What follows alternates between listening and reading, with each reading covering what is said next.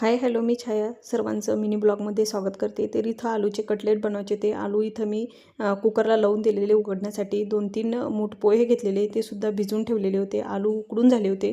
तर त्याच्यानंतर जे पोहे भिजून ठेवलेले होते त्याच्यामध्ये म्हणजे ते मिक्स करून घेतले. त्याच्यानंतर त्याच्यामध्ये बारीक कट केलेला कांदा, लसण ठेचून घेतलेला, त्याच्यानंतर हिरवी मिरची, सांबार आणि थोडेसे मसाले आणि त्याच्यानंतर थोडंसं तेलसुद्धा ॲड केलं मॅच होण्यासाठी. तर इथं मी असे हे छोटे छोटे छोटासा गोळा घ्यायचा आणि असा गोल आकार देऊन असे कटलेट बनवून घ्यायचे. तर ह्या पद्धतीनं मी असे एवढे कटलेट बनवून घेतलेले.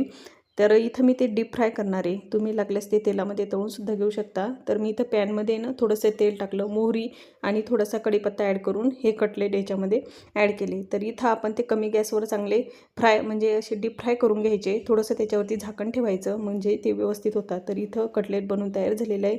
कसा वाटला मिनी ब्लॉग हे नक्की सांगा. चला बाय बाय.